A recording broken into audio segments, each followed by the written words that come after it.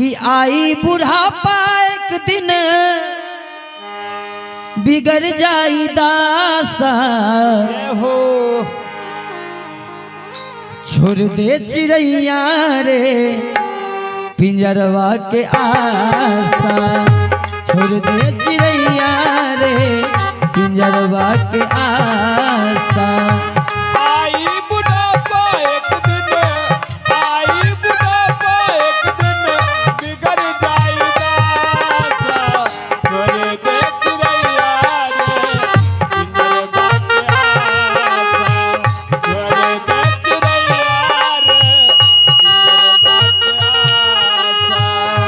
छोड़ दे चिड़ैया रे पिंजरवा के आशा छोड़ दे चिड़ैया रे छोड़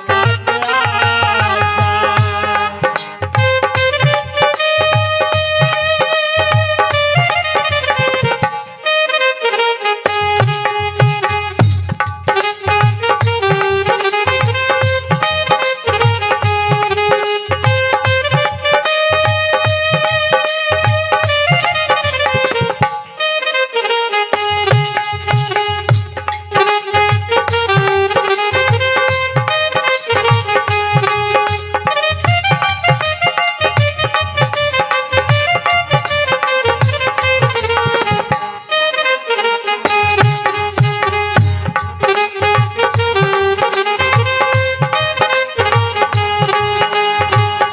के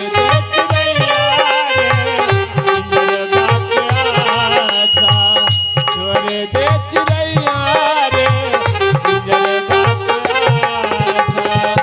काम क्रोध मोह लालच में भूलैला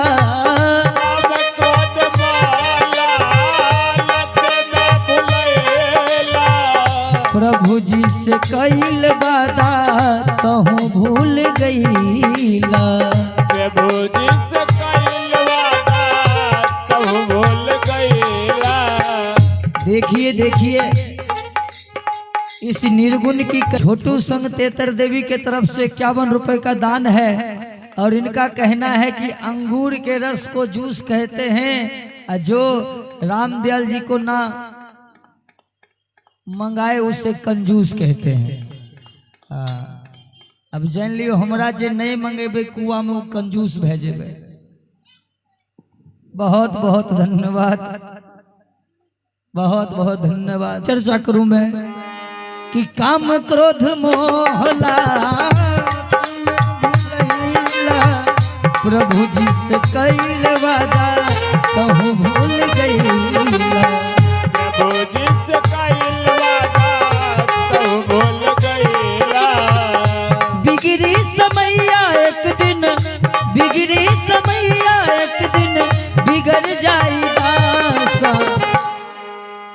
छोड़ दे चिड़ैया रे पिंजरवा के आशा छोड़ दे चिड़ैया रे पिंजरवा के आशा छोड़ दे चिड़ैया रे पिंजरवा के आशा छोड़ दे चिड़ैया रे पिंजरवा के आशा छोड़ दे चिड़ैया रे पिंजरवा के आशा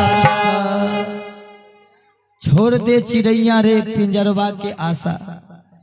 जब शरीर बूढ़ा हो जाए ना तो मनुष्य को इस पिंजरा का आशा छोड़ देना चाहिए। नहीं, इस पिंजरा में जो प्राण रूपी चिड़िया रहती है वो चिड़िया कभी भी पिंजरा तोड़ करके भाग सकती है।